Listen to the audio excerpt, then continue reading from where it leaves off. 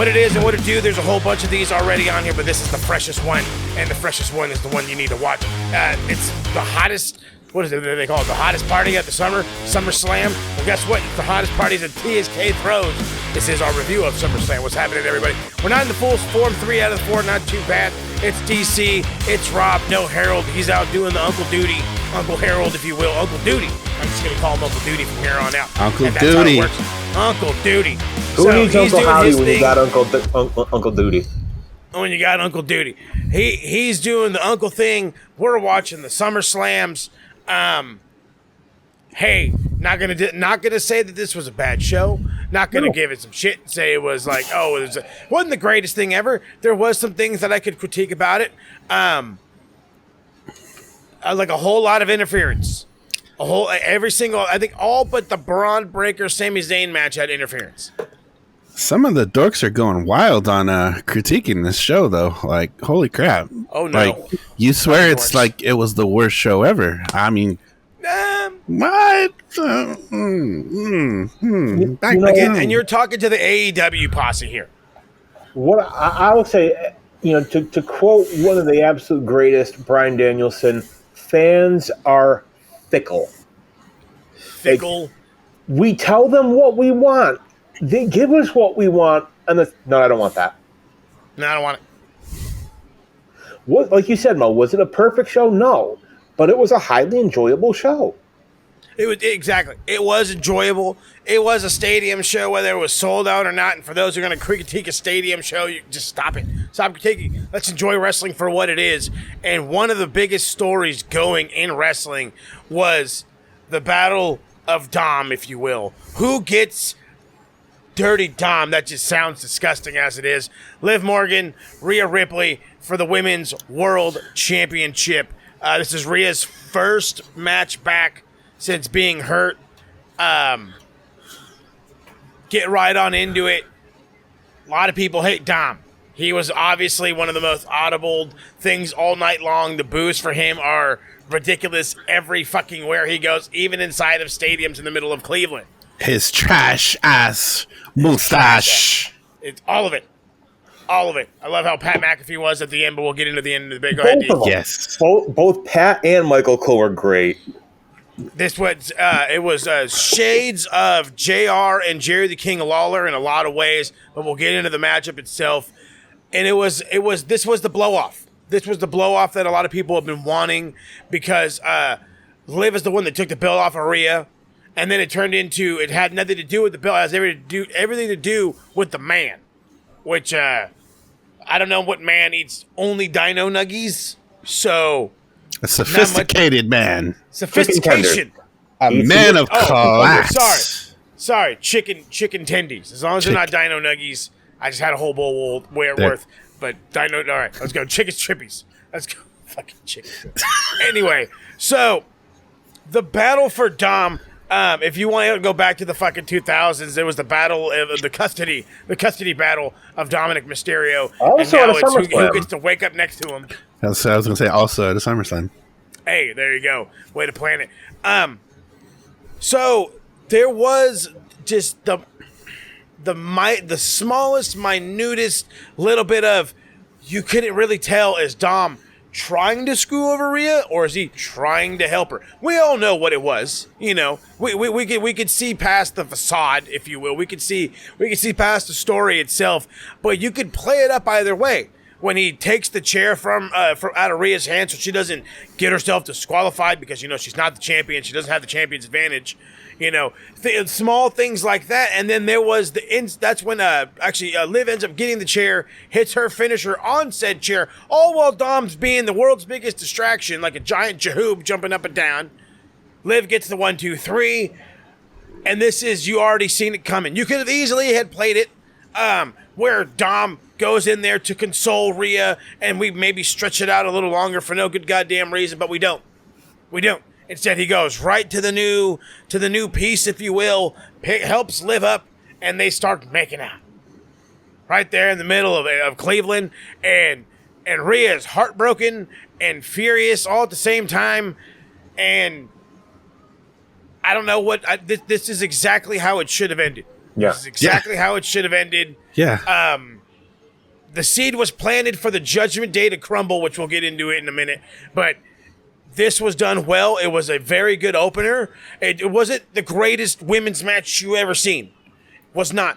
But the story it had and the action we got was top notch. It worked out perfectly. I solid mean, opener. for those storyline people, this was their match. This was a good storyline based match, 100%. All day long. Love the story. D, give me your feels. Was there any better way to make Rhea even more of a face? No, absolutely not. No. I mean, the only thing really that you could have done is have Dom outright cost her the match and make it blatantly obvious. Instead of being like, well, is he screwing her over? Is he not screwing her over? Like, the only thing you could do is make it blatantly obvious. But I think this works better. I agree. And kudos to Pat and Michael Cole, who, hearing them just calling him like the biggest piece of shit in the world.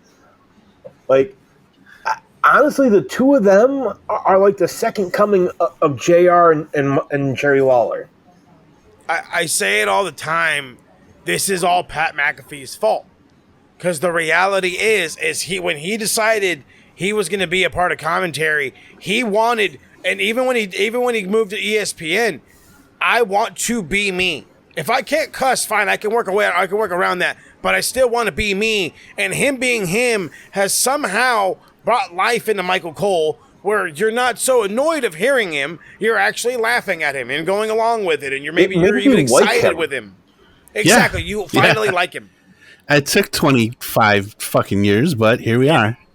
25 fucking years later. Thank you, Pat. I think, honestly, part of it even goes to the fact that, like, he doesn't have Vince screaming in his ear anymore. Thank you. Thank you. There was an interview with Michael Cole where he said, the guy you're hearing and seeing now, he said, that's who I am. Hey, it's about goddamn time. So you're not a gigantic douchebag. Thank God. Well, thank God. Well, I mean. Well, maybe a little bit douchebag. What did I say? There's a little looks can be douchebaggery. deceiving. But yeah, no. Pat got the ultimate green flag. I'm sure Triple H was yelling in his ear. Go ahead, say it. He just calls him the biggest piece of shit. Dirty Dom is. So him and Liv walk off. Super solid moment with his trash ass mustache. And then we go right into I think a feed of, I want to say, the DLC of him and the boys that are going to be on the WWE, which to me, I'm a little intrigued of like a Darius Butler and an AJ Hawk, former football players. But why in the hell is Boston Connor getting to be a video game? Why? That's I will tell you, just as an aside, like, that is like, people are calling this the worst DLC of all time. It's not the best, but I'm laughing at it. Yeah. When you have Fred Durst in a WWE game, no. That was bad. But honestly, like, hey, I'm thinking they wanted Pat in the game, and he said, okay, I'll do it, but you got to put my boys in the game, too. Isn't MGK in the game? He was in the last year's game, I think. I was like, yeah, he was last year. So you could pull a Kevin Owens and powerbomb him off the stage again. And again. Well, trust me, we're going to get into MGK. We'll get into MGK within due time. However, this match is exactly what it should have went down a month ago, but we get it here instead. Braun Breaker versus Sami Zayn for the Intercontinental Championship. It was not a squash match. Nudge, nudge, wink, wink, say no more. It was an absolute fucking brutalizing, a sheer brutalization of one Samuel Zayn, of the former El Generico, if you will, to the creation of the Steiners. Okay, this kid is a absolute. He's a freak. I have not seen anybody move like this, at his size and stature, since a Brock Lesnar. And again, Brock was bigger.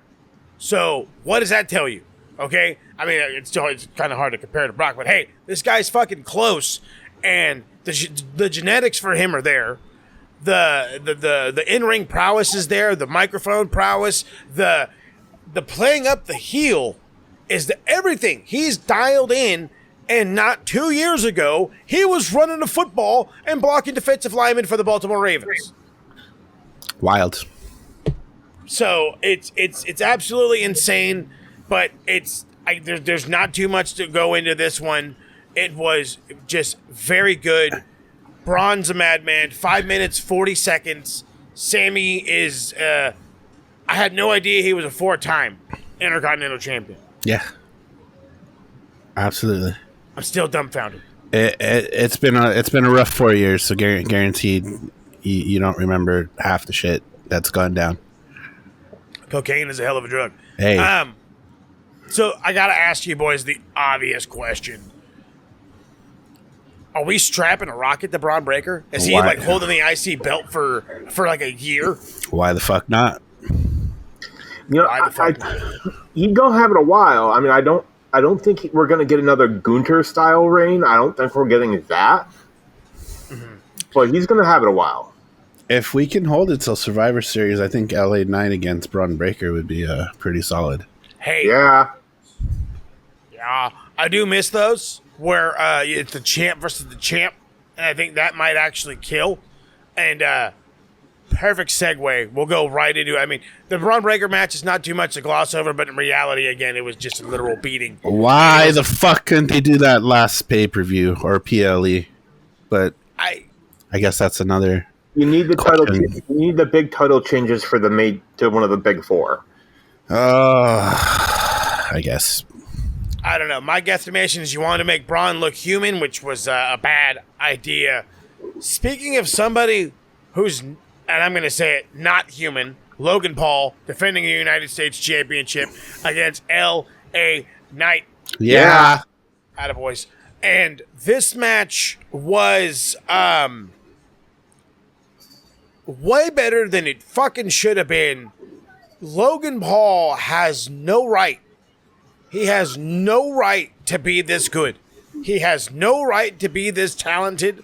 And yes, I understand this kid takes months off at a time, but outside of Pat McAfee, I don't think I've seen, and Bad Bunny, sorry, don't want to fuck up Bad Bunny because Bad Bunny murdered it too. Mm-hmm. I haven't seen a transition from celebrity to wrestler go so fucking well. No, that fucking moonsault he hit, he thought he was fucking luchador. Oh my goodness That gracious. thing was beautiful. He is such an athlete. Such an athlete. Kind of a dickhead, though, still. A total dickhead. Kind of a dickhead? I said I was feeling generous. No, he's a dickhead. To each their own. Yeah. Him and his brother both. Attaboy. I hear you go. His brother is definitely a dickhead. Anyway, so to get into this match, L.A.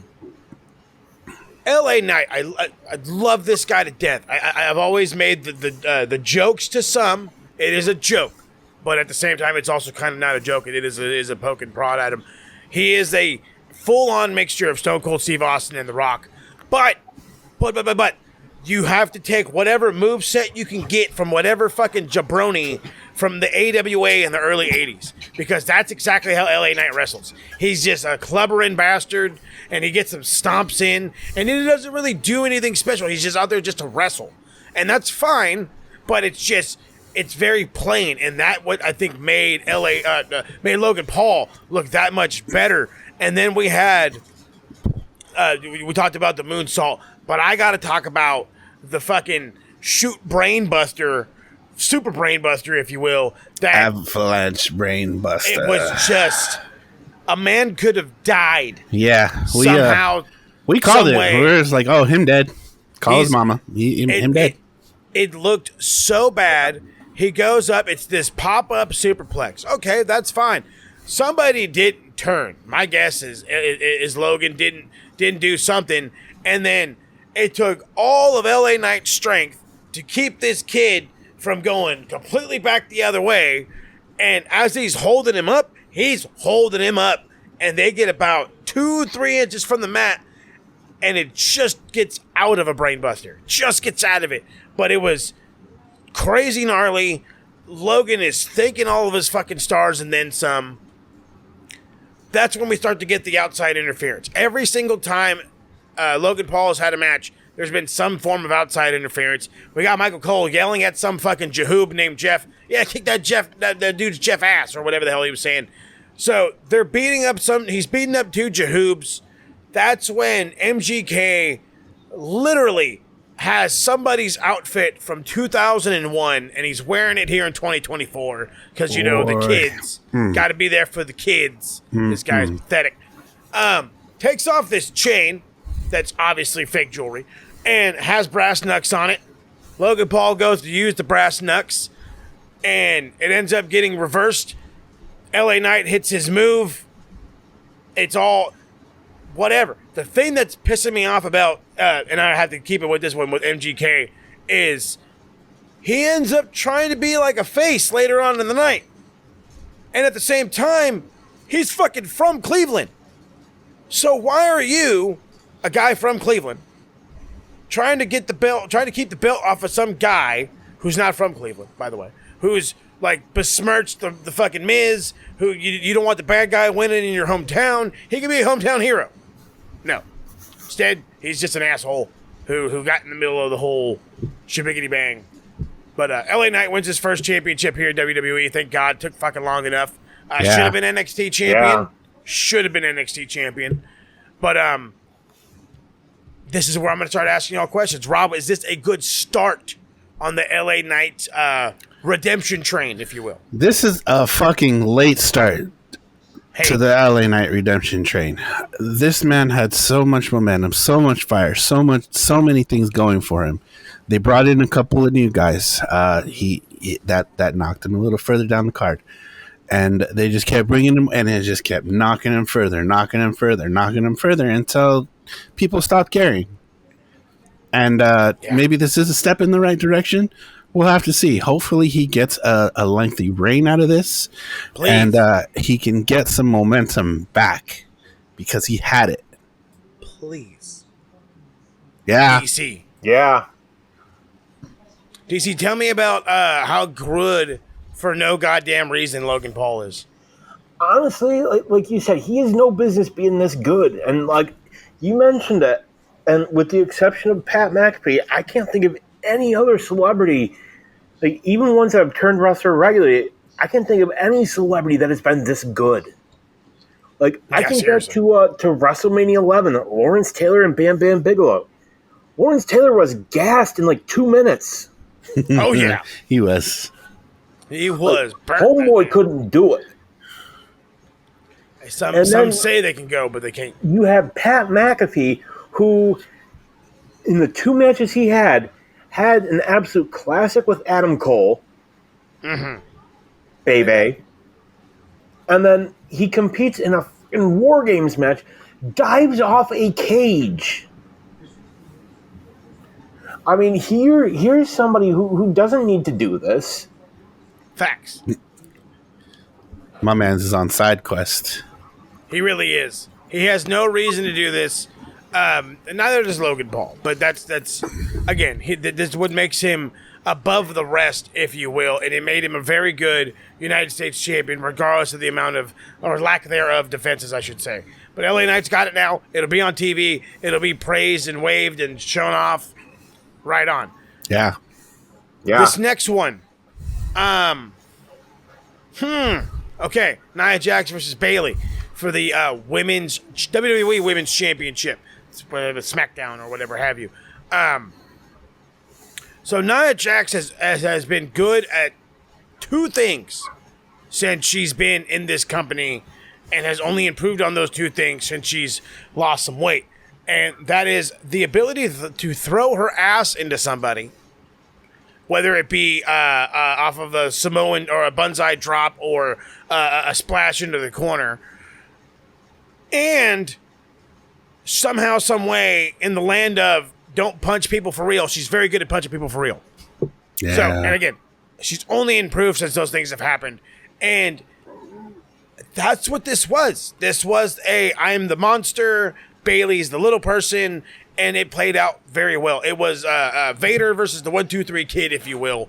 And it wasn't as squashy. You know, Bailey did look the competitor, but at the same time, the idea behind this is for Nia to be the new dominant force, to be the dominant force. A lot of people thought Charlotte was going to be returning. I thought Charlotte was going to be returning. I thought it would have been a great story, lead right into a feud, but maybe they just save it for Monday or Friday, I should say. Honestly, I kind of thought we were going to get a cash in. Yeah, so did I. That was the other thing too, and that's another thing that I think they're going to slow build it, and that's something that I know I need to get used to with WWE. They're no longer going to be the 3-week, 4-week. Oh, did you make it? Oh, are you hot? No, it's now. If we got a story, we're going to bring out that story. We're going to drag out that story. We're going to make it lengthy and worthwhile. I will say it right here. I really and I truly think Tiffany Stratton is this generation's Trish Stratus. She is going to be big. But a lot more the worker. A lot more the worker. Every bit the looker, a lot more the worker. There was a tease cash in when we did get Tiffany's music that hit, and I thought it was going to happen, but it was foiled by Bailey. They then Nia and Tiffany have this moment where they're kind of in there celebrating together. But if you look at Tiffany, she is definitely staring down Nia as when can I title. strike? Oh yeah, and it's going to happen, and when it happens, the pop is going to be gigantic. I mean, honestly, I kind of had the thought that because it was going to turn into a triple threat. I figured, okay, Bailey's going to beat Tiffany Stratton, and it's going to be, like the same exact situation with Drew. Yeah. I kind of thought that's what they were going to do. But, as much as we don't like Nia, is what it is. I'm sure Charlotte will be back soon, and, Charlotte's first match back, she'll drop it to Charlotte. I hope not the first match back, but we'll see. Maybe. I mean, it's Charlotte Flair, But that, again, as I'm now having to say constantly, especially to myself, this is no longer the Vince time. This is the Papa H. And I don't know if Papa H is that sucked into Charlotte. I know the Four Horsemen was his thing, but, I don't know. But Rob's laughing it up, so you tell me, Rob, am I trying to fool myself here? No, I'm actually kind of in the boat with you. I'm curious to see what it looks like when she does come back, because we know where Vince was at with Charlotte. I guess we'll see if Paul is in the same place. Don't let us down, Paul. Don't do it, Uncle Paul. All right. Speaking of letting us down, well, one man didn't let us down, and there's no way this man is ever going to let us down. Not with these outfits. Not say his name and he appears. I believe in Joe Hendry. Oh, wrong guy. But anyway, Seth freaking Rollins. He's the man. Absolutely love him. To me, for the first 7 minutes, this was two guys, and Seth Rollins was the special guest referee. He took all the goddamn fucking glory out of this match. He really didn't need to be in it. No. There's no necessary need for it. No. He barely even played into the finish.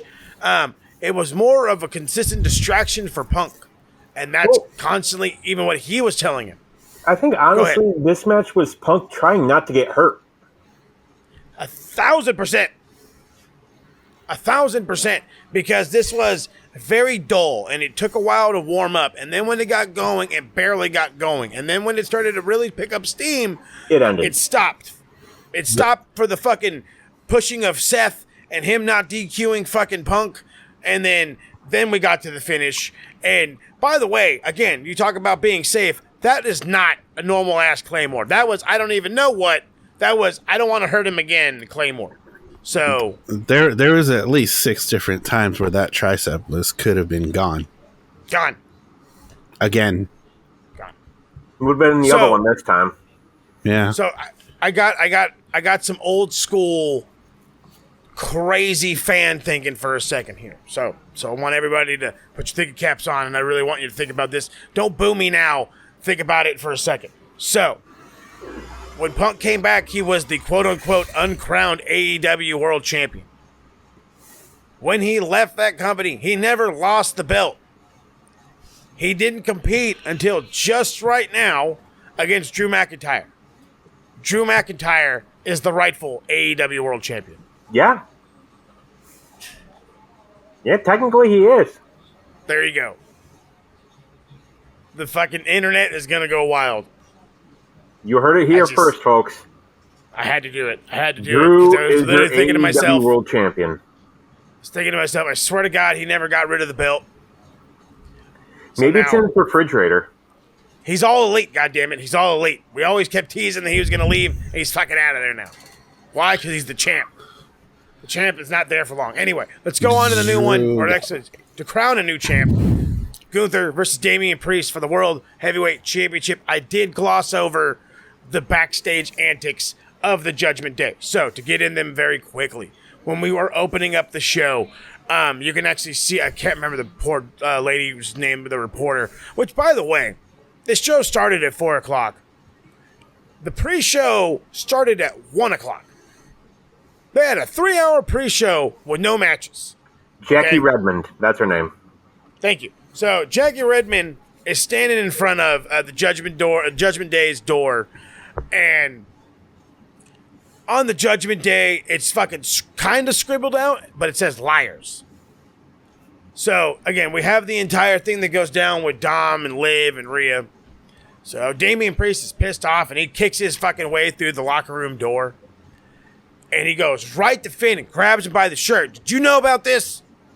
And Finn's like, hey, I know as much as you do. He says, but instead of us standing here, so the three of us are going to go look for him. Later on in the night, just before this match happens, Drew then tries to apologize to Finn, like, hey, bro, I was out of line. It's not cool. You know, oh, hey, they probably left. We can't find them.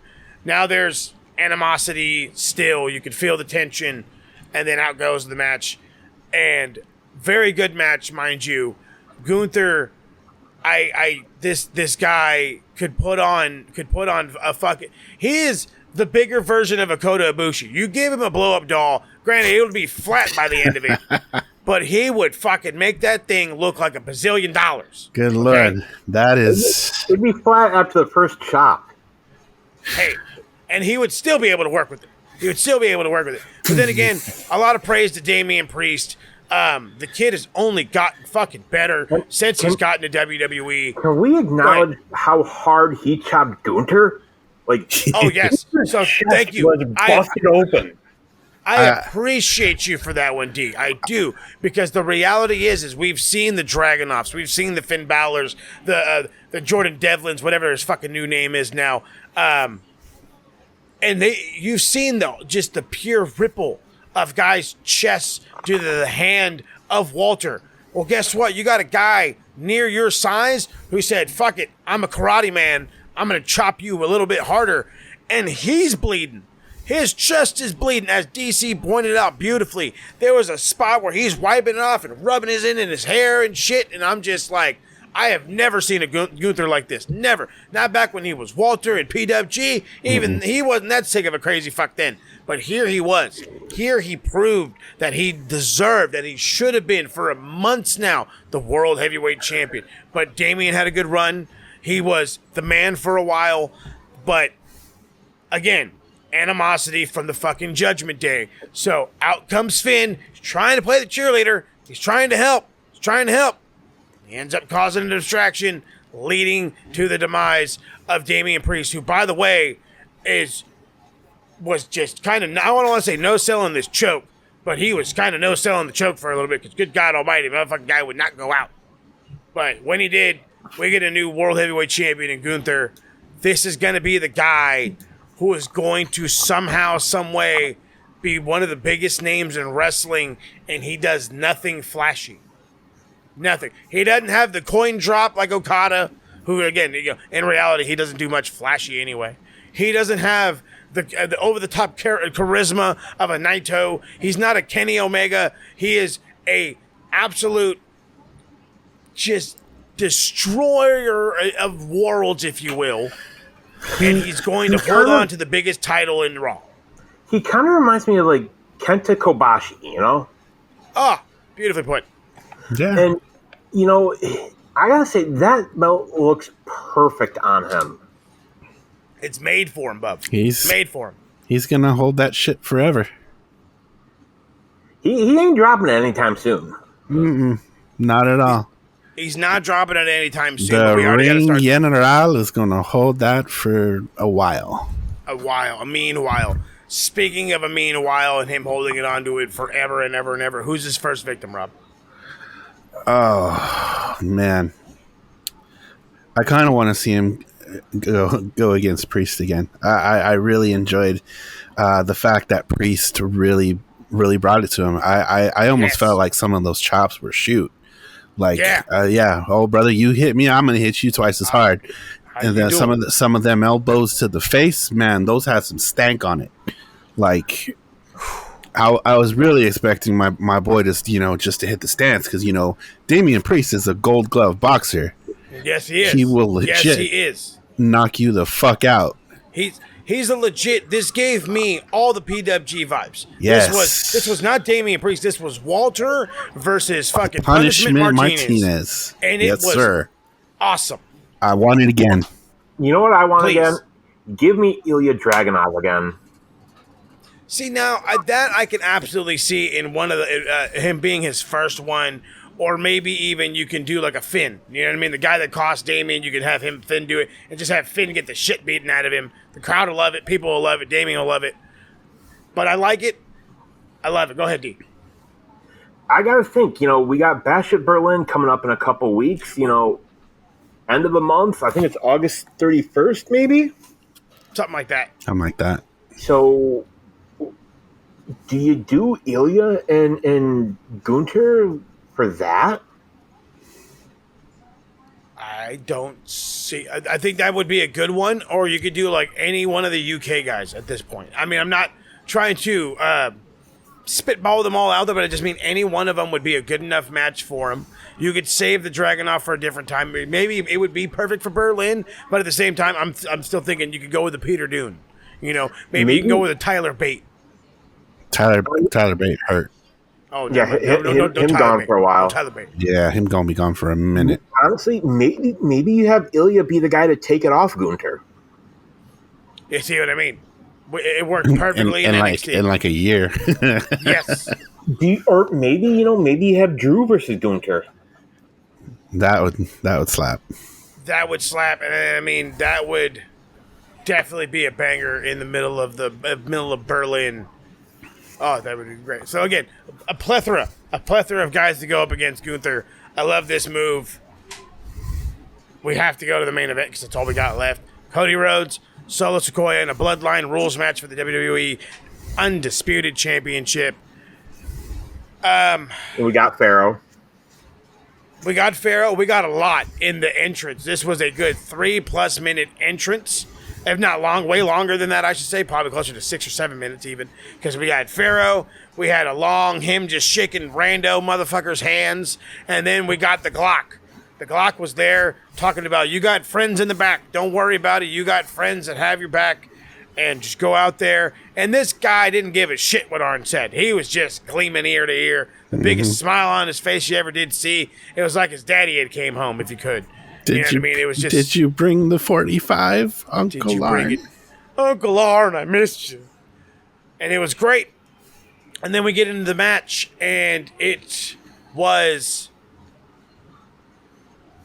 somebody really trying to copy Roman Reigns versus Cody Rhodes at fucking WrestleMania, because that's exactly what I felt.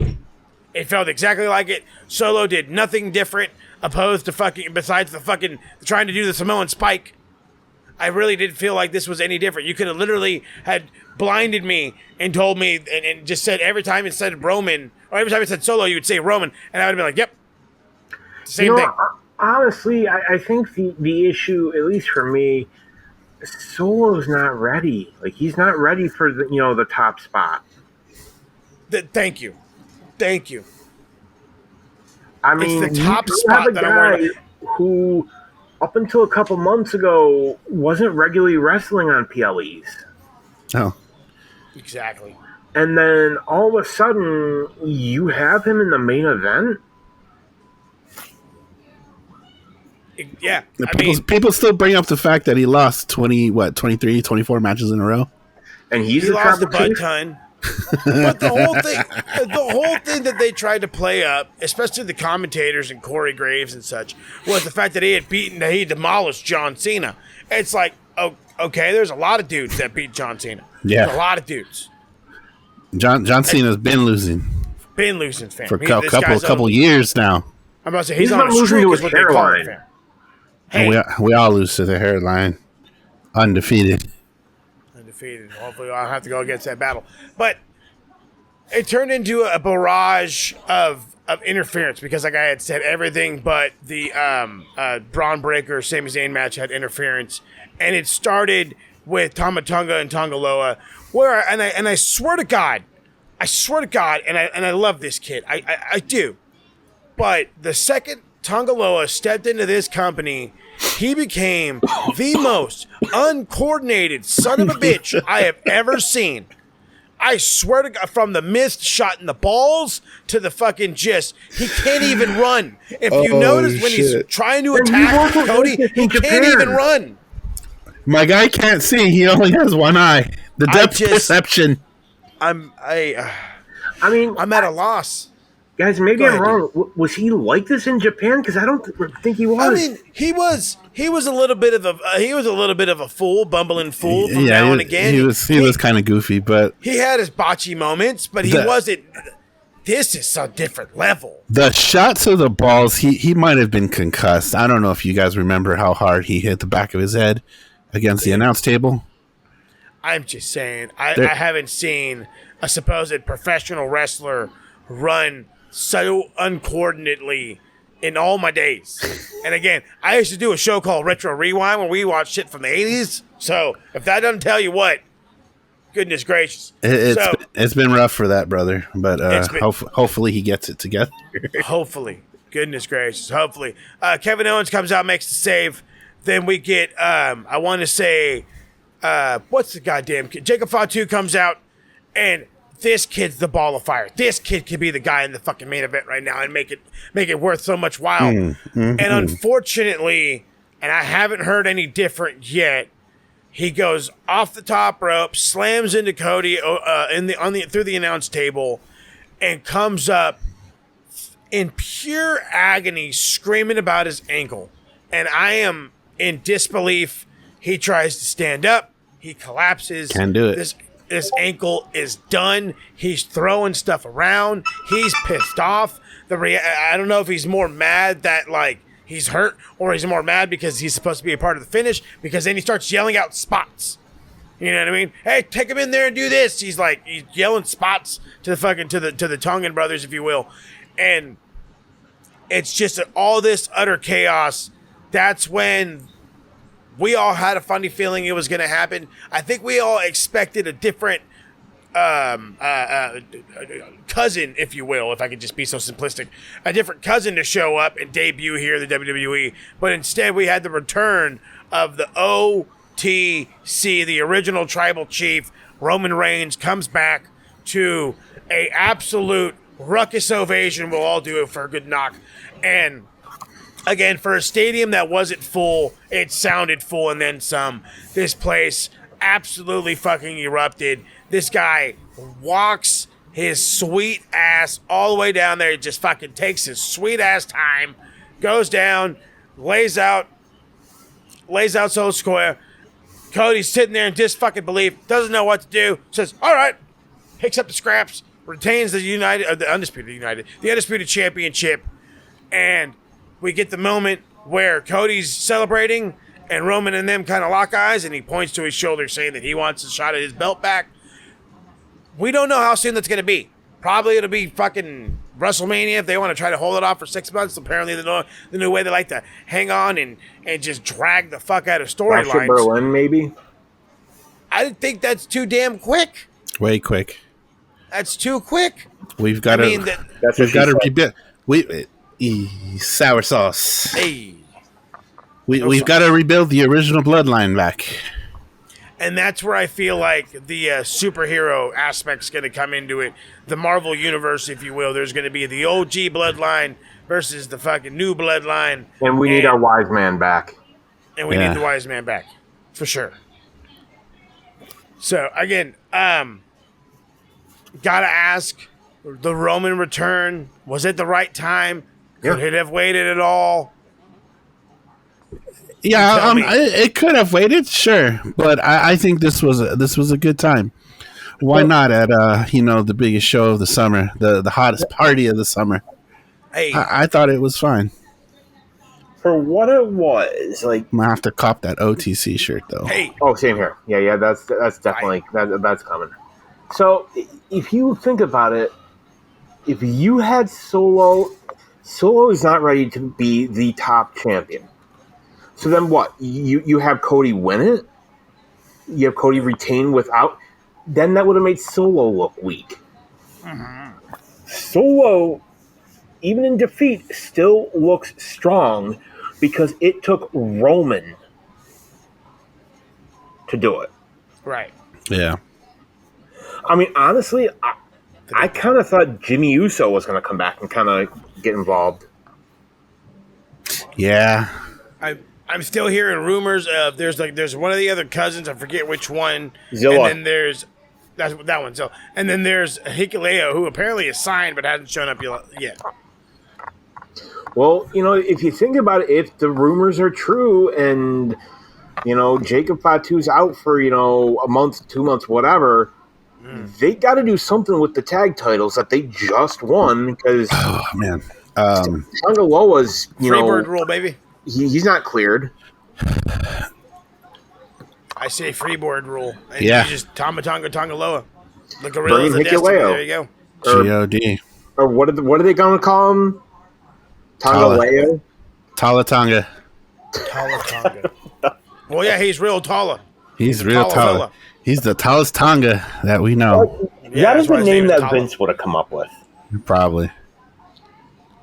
Oh, my goodness gracious. Okay, so for a non-Vince SummerSlam, I think the first non-Vince SummerSlam we've gotten, thank goodness for it. Pretty good. Overall, good show. Yeah. Nothing to really shit on necessarily. You could be happy of the Nia win. You could be disappointed of the Nia win. You could be Team Rhea. You could be Team Liv. Whatever it is, all in all, this show delivered on a lot of different aspects. And honestly, I also got to give props to an enjoyable spot. Grayson Waller getting choke slammed by Jelly Roll. Oh, gosh. Well, he got some height. Jelly Roll is stronger than you think, folks. Stronger than you think. My goodness gracious. That was crazy, though. I was complaining about the opening concert. He absolutely was. Fucking grinning ear to ear, this guy was. I wasn't exactly happy about his concert.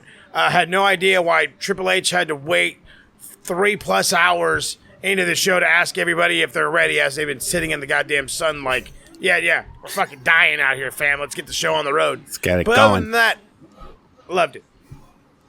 Good. Solid. Excellent, fantastic. if you will. For a 4-hour show, that 3 hours of it I only watched, it moved along really well. Yeah, pacing was good. Move with the flow, move with the purpose. So, yeah, Berlin's coming.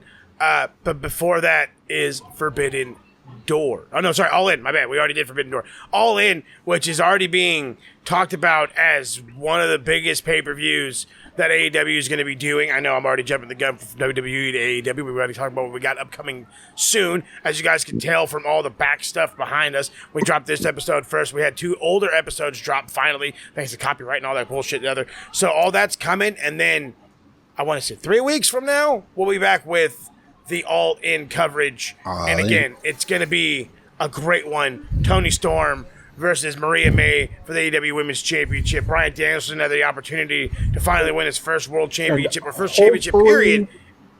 Hopefully no bullshit this year. I can't make no promises. It's not my fault. It's not my company to make these promises or not promises. Phil don't work there anymore, so nothing should happen. It's... hey, well, Well, I mean... Who knows? Maybe Britt Baker will pull a CM Punk this year. Hey! Well, she's suspended, so she better keep her... Behave. Better mind her P's and Q's. So, I mean, because apparently, I don't know. Apparently, there's just some fucking egos in that company, and maybe we'll get into that whole discussion one of these fun days. But No, that's it. That's been our... Ego's in NXT now. Got me. I missed the Karate Man. Bring back the Karate Man since See we're what I talking did about there? my man all ego. You see what I did there? So, I love it. I love it, by the way. All dad jokes all the time. So, that's it. That's our review right here of the SummerSlams. Again, a couple of weeks down the line, we'll be coming at you with All In. But before we jam for real skis, let's talk to the boys and see what's happening. Deep into the heart of wrestling, what's the haps? I haven't heard anything in a minute. However, I do know that the machine does a lot of stuff. So it's kind of hard to connect with that guy sometimes. The machine is machining. He is definitely machining. We took some time off. My daughter's in town, so I'm spending all the time I can with her. So we actually got a couple of shows planned in the pipeline. Our next show we're going to record probably in about a week and a half here, maybe sooner. The origin story of Killer Cross, Karrion Kross, and Scarlett Bordeaux. We're going to do some heavy, going deep into the heart of their careers and the things that they've done. We're all big fans of those two and the work that they've done. I'm not even sure the last episode we did. I think it was a prediction show. We skipped the prediction this time. The machine decided to take a break for the predictions this week. He does have some family in town, so machines need a break every once in a while. Every now and again. Every now and again. So check us out deep into the heart of wrestling. Linktree /BlackHeartsEBD3. All of our social media is on there. We've got an Instagram, we've got a Facebook, we've got a Twitter, maybe a TikTok is in the pipeline. I gotta get with the social media manager about that. That's me. So, we'll be working on that. Other than that, my own social media, look for me, Linktree /Hey, it's Rob. Let's talk about sour sauce. The sour sauce. Sour sauce to be putting rotten onions in your goddamn sauce. DC, what's the haps? House of the Dragon just ended. Yes, double episode next Thursday. Yeah, we just had the season 2 finale aired tonight. Me and Dazzy Lee will be recording the finale for this season this Thursday. We'll be doing episodes 7 and 8. As far as my show Uncaged with Mike Larkin, about a week or so ago, we did the anniversary of Get the F Out. Yes. Hey. And the pundit is going to be rebranding once I get this computer situation figured out. Hey. Yeah, it's a whole thing, but it's coming. It's coming. If you only knew a tech guy. Hey, if you only knew a tech guy. Who advised you to not buy Apple, but that's a different jar. It's what I had. Jar of marbles. That's what I had. Jar of marbles for a different day. So again, you guys know the drill. There's a lot of TSK dropping. Go check them out. Make sure you subscribe to the Max Wrestling YouTube page where you can find all this fun stuff. Make sure to hit all those links. Go check out these guys. Check out their independent projects.